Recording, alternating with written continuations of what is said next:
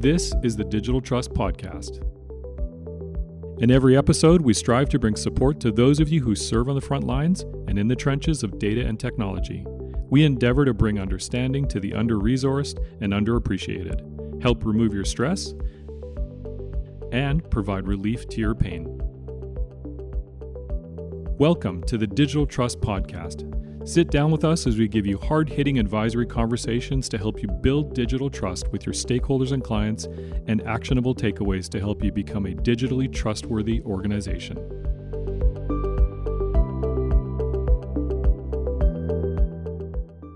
Hello, welcome everybody to another episode of the Digital Trust Podcast. My name is Christian, and with us again is Gabriel Friedlander from Wizer. And we're going to continue in this series about awareness training and talk about cybersecurity culture. So welcome again, Gabriel. Thank you very much for having me. Pleasure. So let's get into it. When we think about cybersecurity, I think about three big buckets: people, process, technology. So let's dive into the people bucket and talk about the human element of cybersecurity as it's often referred to. Can you talk about what it takes to change behavior and that behavioral element of the human element of cybersecurity? Sure. So let's take another example. Let's take an example from things we do every day, driving. So, and I want to talk about that because I want to show the difference between awareness and behavior, because a lot of people mix this up. They think that if somebody knows something, they will probably behave accordingly. So maybe you see where I'm going with this. So Sure. Like when we got our driver license, I hope most of us know the road signs, right? Like we know when we drive, if we are allowed to like pass another car or not. We know what a stop sign is, all of that. So having said that, like based on the logic that if we know we should behave accordingly, there shouldn't be any accidents, right? Unfortunately, people take risk. People are aware that they are crossing the line. They are aware that they are not stopping on a stop sign. They are aware that, you can be a bicyclist, and there's a red light, and you decide that it's okay to cross a red light because you're not a car. You know that you're not allowed to, but who will catch you, right? Who will stop you? So it's such a different thing knowing about something and following the policies. That's totally different.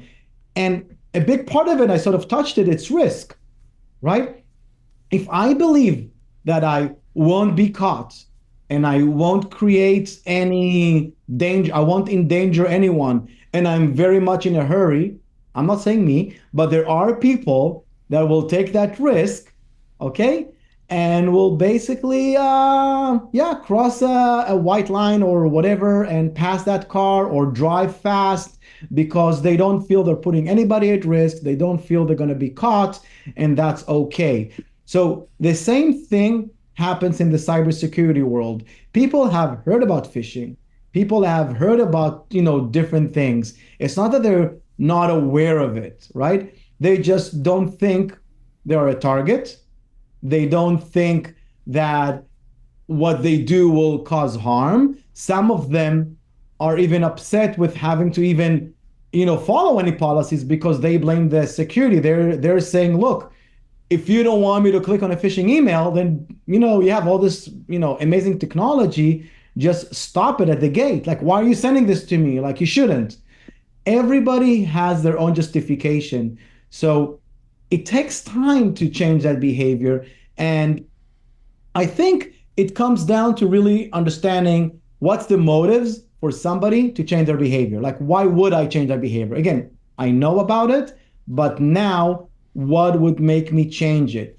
And I think it starts with the benefit, like, hey, you have kids, right? You want them to be safe. So for example, if you make the employee, the parent, an educator at home, because they do care, for example, about their kids being safe online. They care a lot about that. They don't think they're a problem, like nobody will hack me, but my kids are in danger.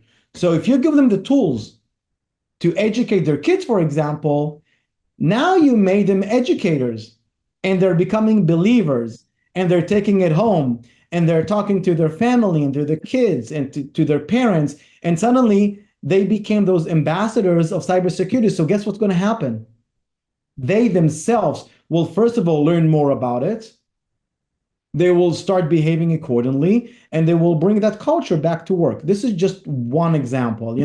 There are so many examples around phishing that we can talk about, and other aspects. It's a longer topic than just a few minutes, but you just need to understand the difference between knowledge and behavior. Right, and I do want to get into phishing in a minute, Gabriel. Okay. But I see how you're distinguishing between awareness and behavior.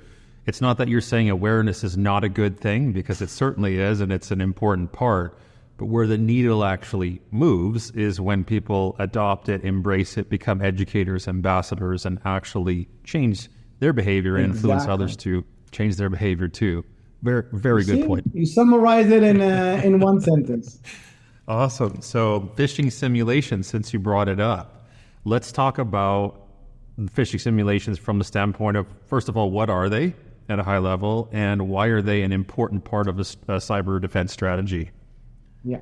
So the idea is simple, right? Organizations want to figure out if their team are an easy target. So what they do is they attack their employees and they're sending them phishing emails. And when the employees click on them, they basically show them a message that this time it was us. Here is how to avoid phishing next time, because maybe next time it won't be us. So they're sending those simulated attacks, and they're trying to help the employees to figure out what is phishing, what is not, and also for the company itself to figure out are they, how good they are in avoiding those attacks and so forth. And so with these phishing simulations going on, what's the effect on an organization's security culture? Yeah. So that's where things starts to, the idea behind it is great. I think the logic is great, but if you think about it from a culture perspective, here is what you're doing. So a lot of employees are getting phishing emails anyways. You're just adding more. So you're attacking them.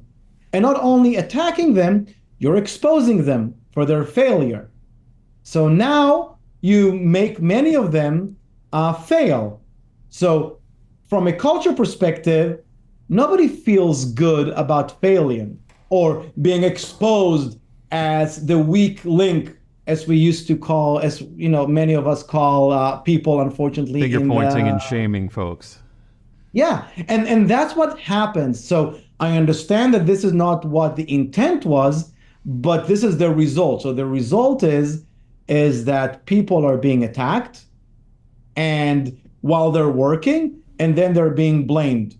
So this creates fear among employees, which can lead to actually the opposite, which means that if ever something actually happens, I will hide it. I won't report about it because I'll get in trouble, because we had all this phishing simulation and now I was supposed to learn about it, and look what happened. I got actually phished. Maybe I won't report about it. So in reality, this, there was good intent in initiating this activity, but I think in many, many cases, it creates the opposite, and it leads to people not reporting real phishing emails. I have even seen people fighting back and starting to report every email as phishing, just so the security team will be overwhelmed. So they're like, oh, you're attacking me? I'll attack you back. I'll start reporting everything as phishing.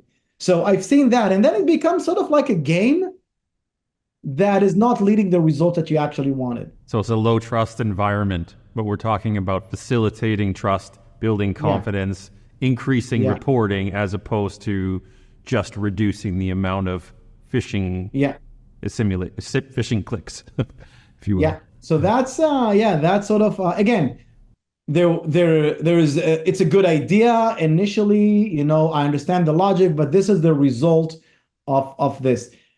However, having said that, there is a better way, okay? While still doing phishing simulation, and it's just a mindset thing, to be honest. It's what you focus on. So if you look at phishing simulation like a fire drill and not like a fail success test, right? And you communicate to people that if you click, that's not a big deal as long as you report. What we're focusing here are not catching you clicking. We don't care about that. It's human to click. We understand people click, it really depends on the circumstances that this email was sent to you. We understand that. But if you report it, you fulfilled the drill. You basically did exactly what we wanted. So whether you clicked or not, if you saw this, report it.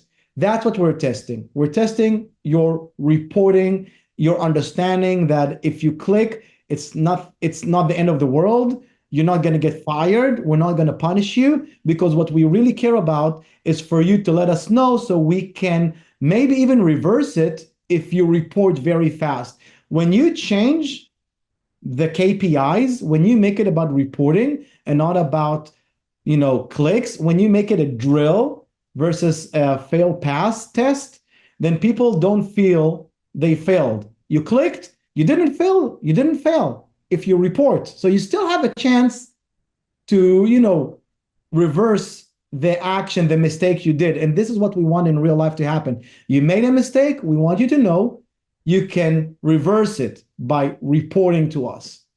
So you can still mitigate the mistake you did after the fact. That's such an important message. And you can achieve that with phishing simulation as long as you focus on that versus on punishing those that clicked. I really appreciate that approach to building trust and making it that fire drill, like you say, instead of a pass-fail on the clicks test.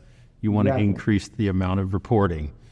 And I bet you're seeing measurable uptake and results and cultural improvements as a result. Yeah. We even have, our first template that we send out. The template is called I am a phishing email. That's the phishing template we usually send out at the beginning. And the email says, report me, because we want to see how many people know how to report. We're testing if people would know where the report button is and know how to click it. So that's what we're testing for. So our phishing template, our first one usually in the series, is report me. I'm a phishing email. Perfect. Well, with that, Gabriel, once again, we're out of time today, but we will continue this series in the next episode. And in the meantime, thanks for joining us here, Gabriel, as well as to the viewers and listeners for spending your time with us today and being part of this security awareness conversation. Thanks for joining us today on the Digital Trust Podcast. If you found this conversation helpful, please share it with someone you care about. And if you'd like to receive our monthly newsletter, please click the link in the description to subscribe. And to put your mind at ease, our newsletter will include episode summaries with key points and actionable takeaways, plus a heads up on the upcoming episode guests. Rest assured, it won't be a spammy sales message, and we will never sell or share your information. Thanks again for tuning in, and we will see you on the next episode.